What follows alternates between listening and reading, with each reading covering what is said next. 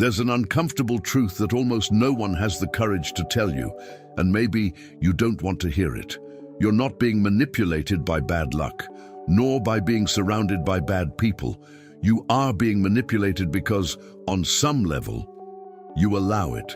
Yes, it hurts. But this is where everything starts to change, because as long as you continue to believe that the problem lies only with others, you remain trapped. You were taught that being good solves everything, that helping without limits is a virtue, saying yes is a sign of character. But reality, and Machiavelli understood this centuries ago, doesn't work that way. The world does not reward blind kindness. The world responds to behavior, to positioning, to silent strength. And here's the game changer.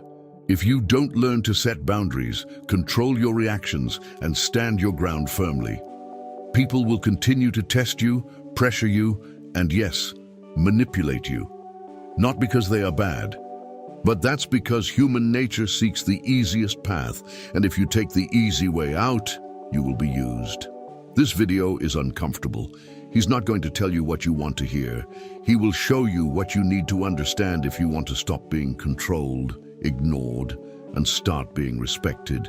Because ultimately there's a silent choice happening every day. Either you learn how to position yourself, or you will continue living according to the script that others write for you. If something inside you awakened while listening, don't ignore that feeling.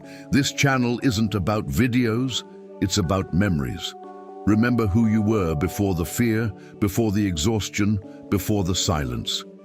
Each new video here is a different reflection of your own soul, an invitation to understand what the world never taught you. The power you seek outside has always been within you. If you feel that this journey speaks to what lives silently within you, sign up now. Not to follow yet another creator, but to reconnect with something the world tried to make you forget. Because here, every word was made to heal, each reflection to awaken, and each video serves as a reminder. You are not alone on the path back to yourself. Click on subscribe and turn the algorithm into a daily reminder of who you really are. He's always been the kind of person everyone likes, or at least says they like. He's always available, responds quickly, helps without asking twice, accepts invitations even when tired, and rarely says no. At first, this seems like a virtue, and it is, in fact, up to a point. But there's an invisible line where kindness ceases to be admired and begins to be exploited, and almost no one notices when they cross that line. Little by little, he begins to feel something strange. He does a lot, gives everything, and receives almost nothing in return. No sincere praise, no genuine respect, only expectation. People start treating him as a resource, not as a presence. And the most dangerous thing? He begins to accept this as normal, as if it were the price of being good. But deep down, there's a growing irritation, a silent discomfort. He doesn't speak, doesn't complain. He just accumulates. And this creates an internal pressure that eventually takes its toll. Because reality, and here's something Machiavelli already understood, is not guided by ideals, but by real human nature. And human nature does not respect that which is easily accessible and predictable. Over time, he begins to notice patterns. When he takes a long time to respond, people become uneasy. When he says, "I can't today," strange reactions arise. Some people distance themselves, others pressure him, some even try to manipulate him emotionally. And it is at this moment that an uncomfortable truth begins to emerge. Perhaps the problem isn't with others, but with the pattern he himself taught. He trained people to expect everything from him, without limits, without resistance, without consequences. And this isn't about being good. This is about a lack of assertiveness. Machiavelli spoke about the appearance of virtue, and here's a critical point. Often, the nice guy isn't being virtuous. He's seeking approval. He's avoiding conflict. He's trying to be accepted at all costs, and this comes at a high price, because when you avoid being hated at all costs, you also give up being respected. And respect, unlike sympathy, requires presence, requires firmness, requires limits. Now imagine someone in the workplace. They always accept extra tasks, cover for colleagues, and never question absurd deadlines. Initially, they are seen as proactive. After a while, this becomes the norm. And when they finally try to back down, to say, "This isn't my responsibility," the reaction isn't understanding, it's bewilderment, because they've broken a persona they themselves built. And this is where a crucial point comes in. The world doesn't respond to what you say you are, but to what you consistently demonstrate. Virtu and fortuna, as Machiavelli would say, skill and circumstance. If you don't develop the ability to assert yourself, circumstance will swallow you up. And the most curious thing is that deep down, they begin to feel silent envy for people who say no easily, who aren't always available, who seem more respected. And this opens up an uncomfortable, almost inevitable question. Is being too harmless making you invisible? There's something no one tells you, but which silently governs almost all human interactions. Respect doesn't stem from kindness. It stems from the perception of capability. The capability to act, to react, to set limits, and if necessary, to cause consequences. The human brain, especially the most primitive, wasn't trained to admire the harmless. It was molded to recognize risk and hierarchy. It may seem harsh, but it's the reality. When someone perceives that you never react, never confront, never assert yourself, that person doesn't see you as virtuous. They see you as safe to exploit. And this happens on subtle, almost invisible levels. It's not a conscious decision. It's biology, it's instinct.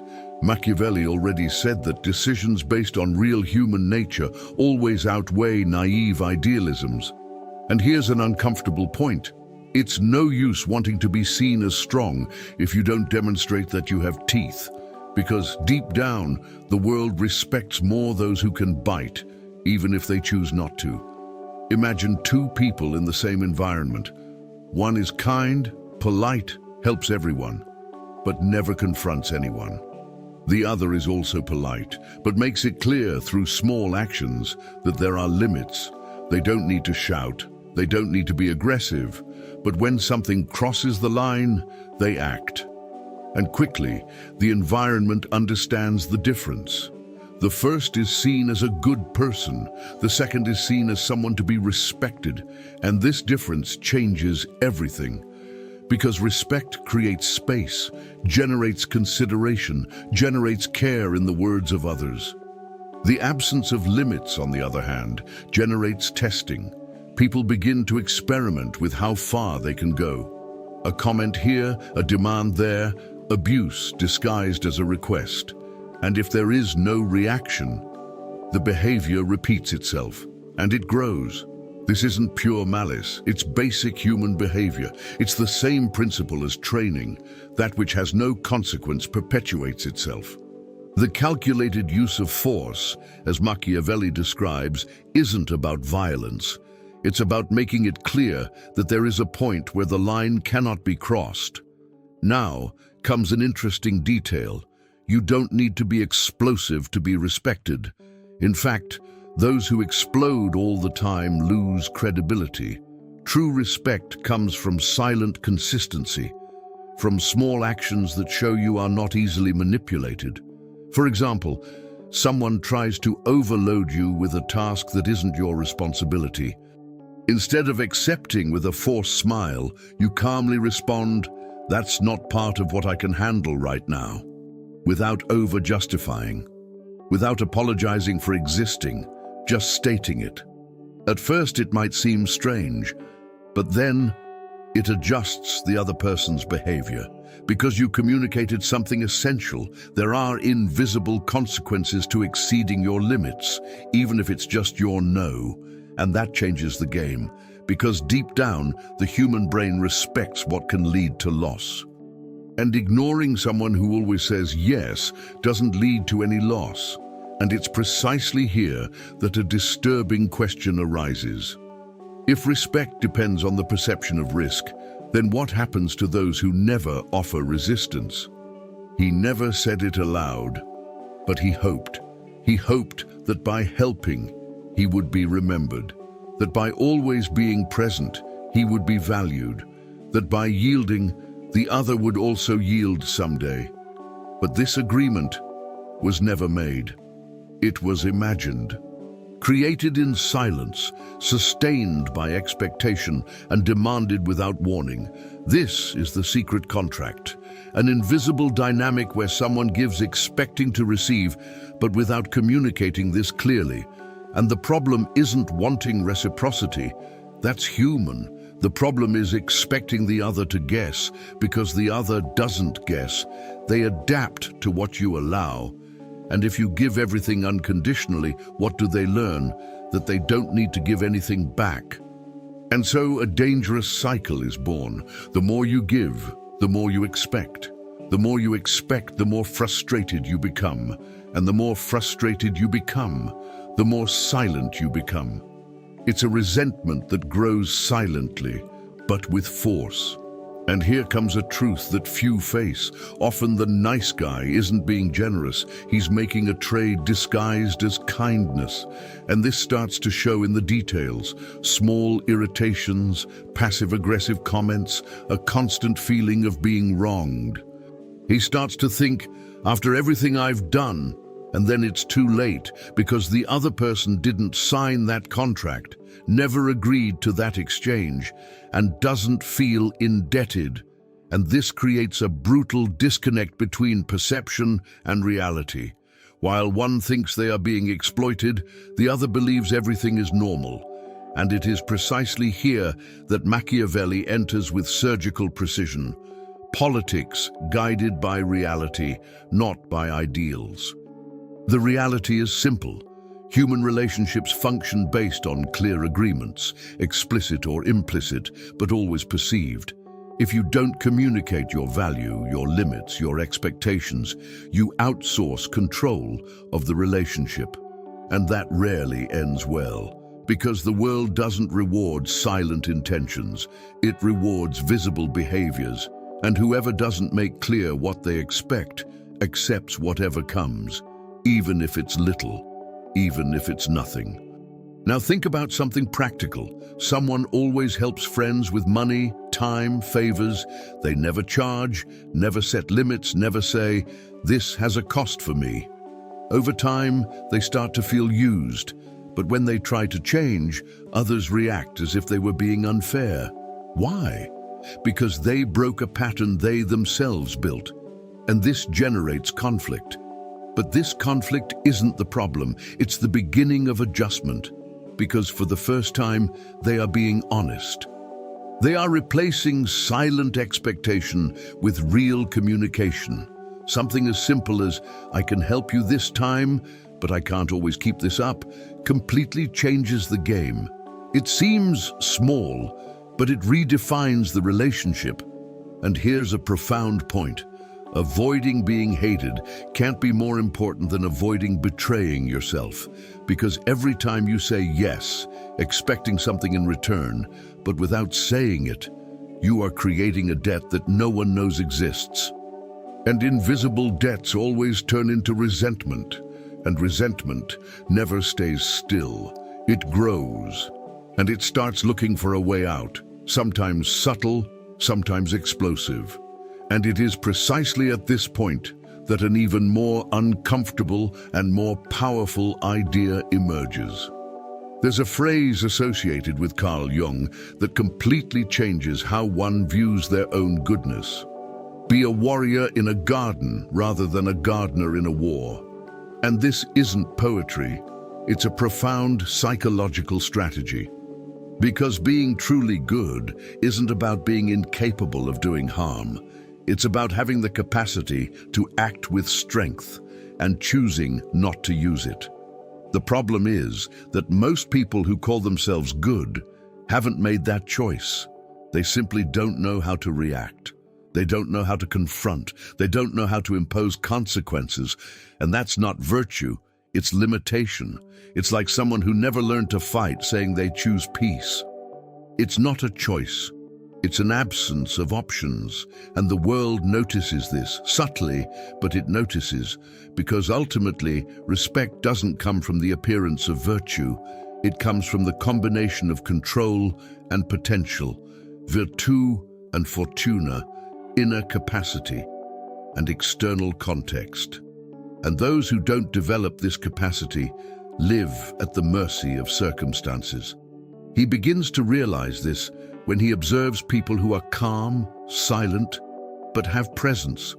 They don't need to raise their voices. They don't need to prove anything, but there's something in them that says, that's enough, and this that's enough isn't spoken, it's felt, because there's an internal integration. They know their own aggressiveness. They've already looked at their own dark side. They've already accepted that they are capable of hurting, and for that very reason, they choose not to hurt unnecessarily. That's power, that's mastery, that's the opposite of naivete. Machiavelli spoke about the calculated use of force, and here comes the psychological version of that. It's not about going around being aggressive. It's about knowing that you can be, and that, if the line is crossed, you won't hesitate to act. This completely changes the dynamics of relationships because people don't test those who demonstrate inner clarity. They test those who seem lost, indecisive, too harmless. And that's why the nice guy is often tested to the limit, not out of malice, but through an unconscious reading of weakness. Now think about something practical. Someone makes a disrespectful comment disguised as a joke. Most people laugh awkwardly, swallow hard, pretend they didn't care. But an integrated person reacts differently. They don't explode. They don't create a scene. They simply look, hold the silence for a second, and respond firmly. That wasn't nice. Simple, direct. Without aggression, but with presence. And that changes everything because they demonstrated something essential: awareness and boundaries. And this type of reaction doesn't come from nowhere, it comes from inner work, from looking at one's own shadow, from recognizing impulses, anger, frustration, and learning to channel them strategically. Constant adaptability, because those who repress everything eventually explode, and those who never access this energy live being pushed around. And it is at this point that an inevitable question arises. If being truly good requires having access to one's own monster, then what happens to those who have never developed this side? He was always available, always responded quickly, always accepted invitations, always said, "I'm here," even when in reality he wanted to be anywhere else. And at first, this seems like connection, presence, closeness. But over time, something strange happens. The more accessible he becomes, the less valued he is. Not because he has lost value, but because he has become predictable. And the human brain, guided by real nature and not by ideals, quickly learns to ignore what is always there. It's like a light bulb in the corner of the room. Nobody pays attention to it until it goes out. And that's where one of the most uncomfortable rules of human relationships comes in. Perceived value is directly linked to scarcity. Machiavelli already spoke, albeit indirectly, about the importance of the appearance of virtue and strategic positioning. Being always available is not a virtue, it's excess, and excess trivializes. Because when you are everywhere, all the time, you cease to be a choice and become the standard. Over time, he begins to notice something curious. When he takes a little longer to respond, some people start to show more interest. When he says, "I can't today," a silent respect arises. It's not about playing games. It's about repositioning your value. Because deep down, People respect what requires effort to access. It's not manipulation, it's perception. And perception shapes behavior. The mistake of those who have always been the nice guy is believing that constant presence generates deep connection. But in practice, it generates the opposite: wear and tear, saturation, and in some cases, even silent contempt, because the other person begins to feel that they don't need to make any effort to have you around, and what doesn't require effort is rarely valued. This doesn't mean becoming cold or distant. It means being selective, choosing where to invest time, energy, and attention, because these are finite resources. And those who distribute everything indiscriminately end up with nothing of value to offer when it really matters. Now think about something simple from everyday life. Someone always replies to messages immediately, participates in all conversations, is at every meeting. Suddenly, they decide to cut back. They don't disappear completely, but they start to be more selective. They reply when they can, not when pressured. They show up when it makes sense, not out of obligation. And the effect is immediate. People start to notice their absence. They begin to value their presence when it happens. This isn't a game. It's a behavioral adjustment. It's the conscious use of one's own availability. It's understanding that always being present isn't synonymous with being important. On the contrary, it's often the quickest way to become invisible. And here's a strategic point: avoiding being hated can't mean always being accessible. Because excessive accessibility eliminates mystery, eliminates curiosity, eliminates respect. And when respect starts to waver, an inevitable need arises. How to maintain this new positioning without falling into guilt or emotional pressure from others? He always associated aggression with something negative: violence, lack of control, rudeness. So he did what he thought was right. He repressed it. He swallowed his responses, avoided confrontation, softened his opinions, transformed no into maybe. And for a while, this seems to work. Less conflict, less tension, seemingly more peace. But this peace has a hidden cost. Because aggression is not the opposite of kindness. It's a tool. It's the energy that allows you to say, "That's enough." It's the impulse that sustains real boundaries. Without it, everything becomes suggestion. And suggestion, nobody respects for very long. Machiavelli spoke about the calculated use of force, and here's a practical translation of that. It's not about being aggressive all the time, it's about knowing how to access that energy when necessary, because those who cannot impose limits end up being molded by the limits of others. And that's not harmony, it's submission disguised as education. Over time, he begins to realize that the problem was never feeling anger, it was not knowing what to do with it. Repressed anger doesn't disappear. It accumulates, and when it finally comes out, it's usually distorted, exaggerated, out of proportion, or it transforms into something even more silent: self-loathing. Because deep down, he knows when he should have taken a stand, and he didn't, and that corrodes him. Little by little, he begins to try something different. Small movements, small no's, small interruptions of old patterns. Someone constantly interrupts. He says, "Let me finish." Someone asks for something outside of what was agreed upon. He replies, "That's not part of what I can handle," without shouting, without over-justifying, just stating it. And he notices something curious. The world doesn't crumble. People don't disappear. Some even begin to respect him more, because for the first time, he made it clear that there is a limit, and that this limit has consequences. This is healthy aggression. It's not destructive, it's structural. Now we move to an even deeper point. Integrating this aggressiveness requires awareness. It's not about reacting to everything, nor using it as an excuse to be rude. It's about knowing when to use it and when not to. Constant adaptability, because in some contexts, silent firmness solves the problem. In others, it's necessary to be more direct. And this requires reading the environment, reading people, reading intentions. Decisions based on real human nature, not on fantasies of how the world should be. A practical example: someone insists on crossing a boundary you've already communicated. The first response was polite, the second, firmer, the third needs to have consequences.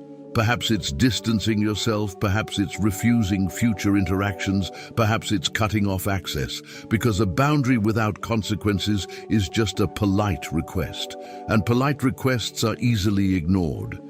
And it is precisely here that a new internal challenge arises: how to maintain this position without depending on the approval of others. He spent his life reacting to opinions, to glances, to silences. If someone approved, he felt good. If someone criticized, his day was ruined. It was as if his mood was always in the hands of others, an invisible button that anyone could press. And that seems normal, until you realize the cost, because living like that is living unstable. It's depending on external factors to feel whole.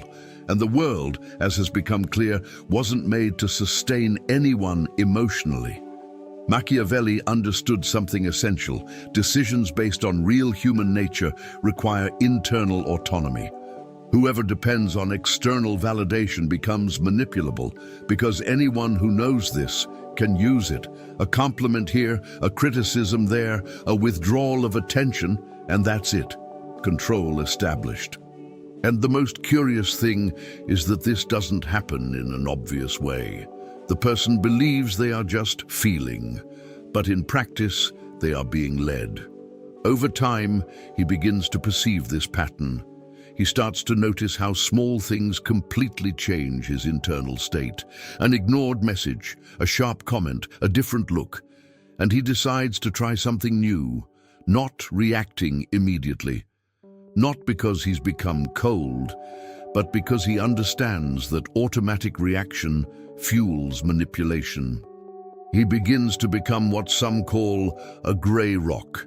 He doesn't feed provocations. He doesn't give in to emotion easily. He observes more than he responds.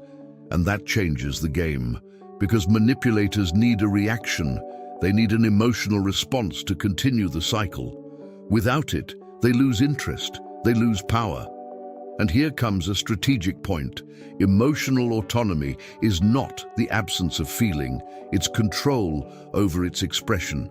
It's choosing when, how, and with whom to open up. And this requires practice. It requires awareness. It often requires enduring the discomfort of not reacting when the impulse screams to react. Now think about something practical. Someone makes a provocative comment expecting a reaction. Before, he would respond immediately, try to justify himself, prove something. Now he pauses, breathes, and responds neutrally, "I understand," or simply doesn't respond, and moves on. This seems small, but it completely breaks the dynamic. Because he didn't enter the game, and whoever doesn't enter the game cannot be manipulated within it. Another example: someone takes a long time to respond, and he feels that discomfort. Before, he would send another message, seek confirmation. Now, he observes the feeling but doesn't act on it. He continues his routine, maintains focus, doesn't let himself be pulled. That's autonomy. That's silent strength. Better to be feared than loved, not in the literal sense of causing fear, but in the sense of not being easily emotionally accessible, because whoever is emotionally predictable is easily controllable. And when this stability begins to consolidate, a new possibility arises. If he no longer depends on others to feel good, then what becomes his role in his own relationships? For a long time, he occupied the supporting role, the one who helps, who solves problems, who sustains others. Always present in other people's stories, but rarely the protagonist of his own. And this brings a curious feeling: usefulness without direction. He is necessary, but not central. He is always building something, only for others. And little by little, he begins to realize that this role, despite being comfortable, is limiting.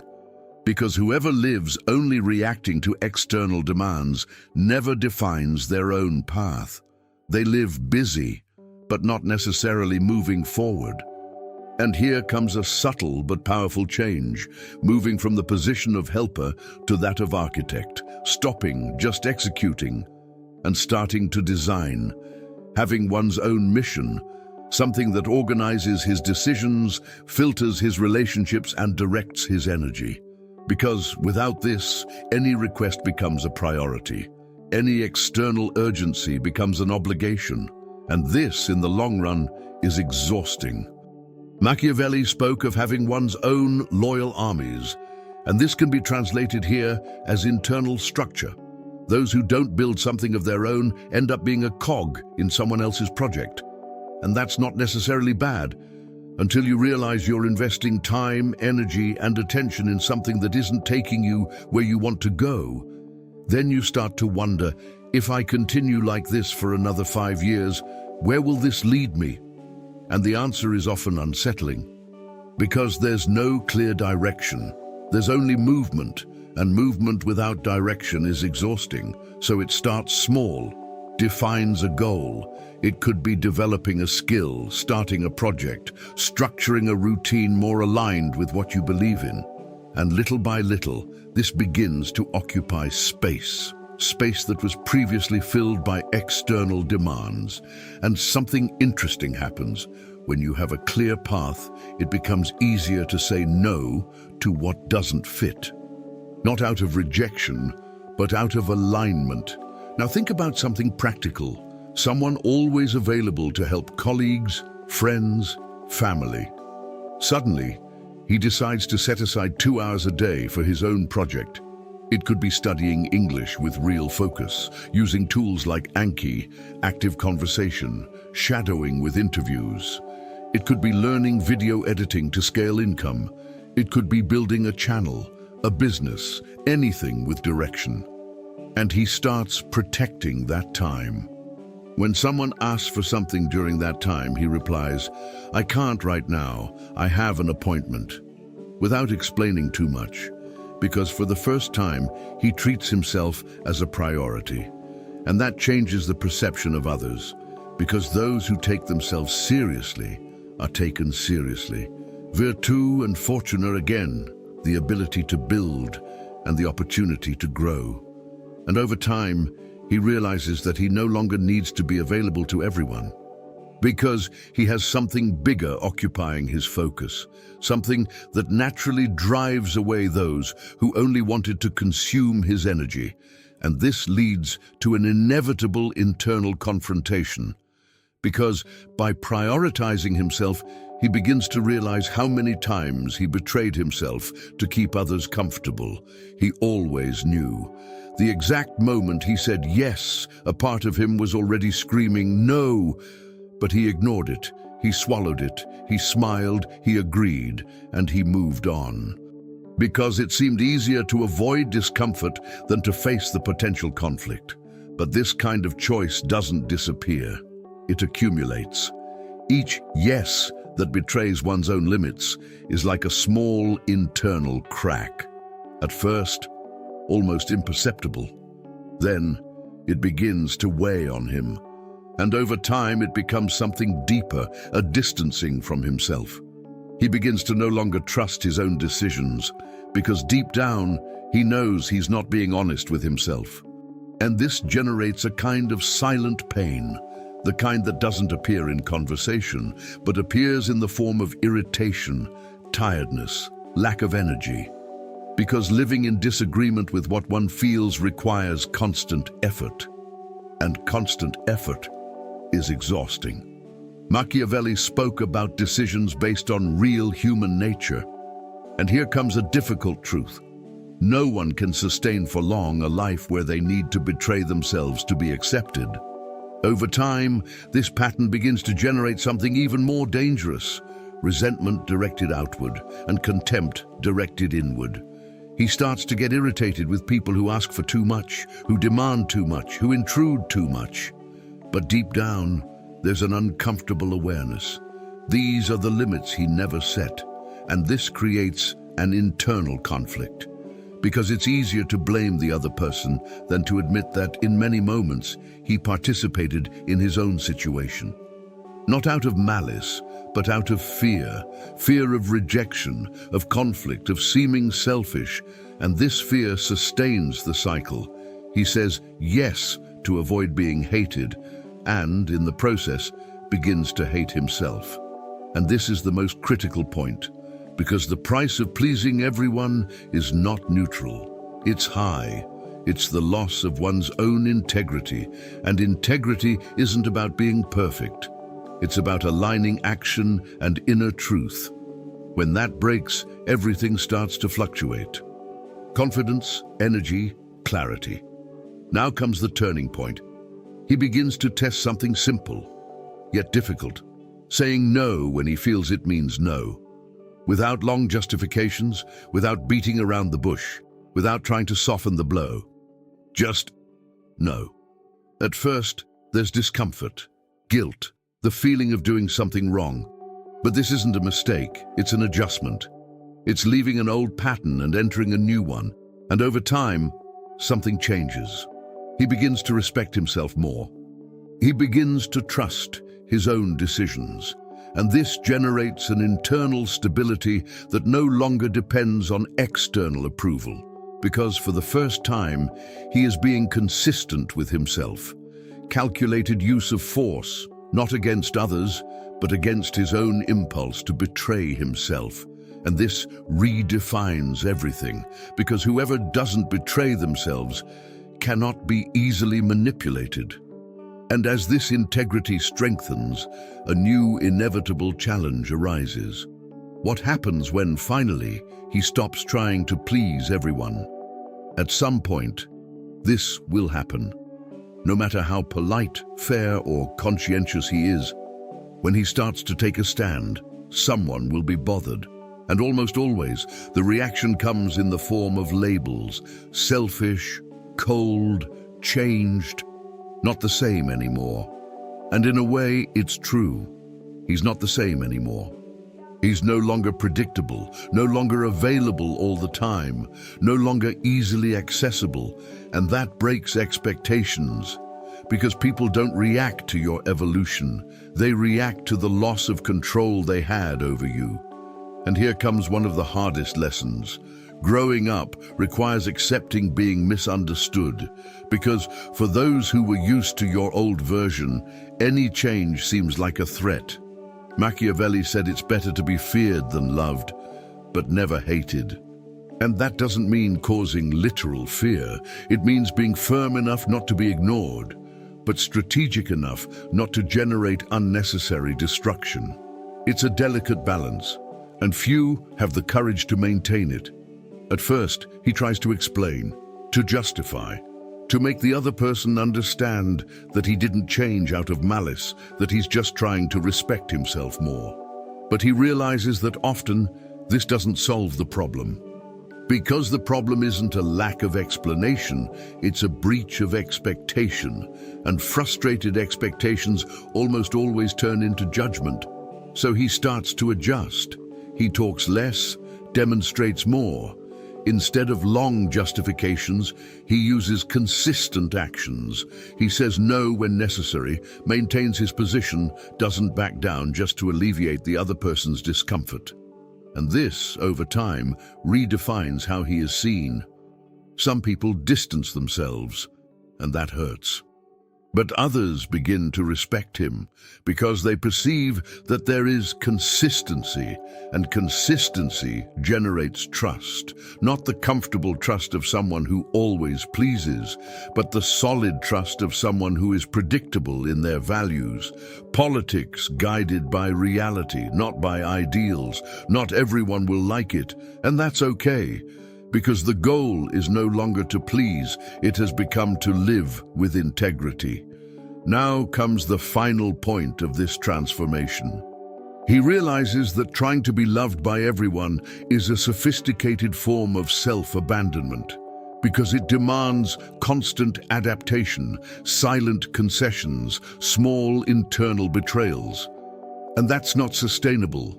So he makes a choice, not to be rude, not to be indifferent, but to be true, to accept that in some stories he will be the villain, not because he did something wrong, but because he stopped playing a role that favored others. And that's inevitable. Does the end justify the means? Perhaps not in the simplistic way many interpret it, but there's a truth here.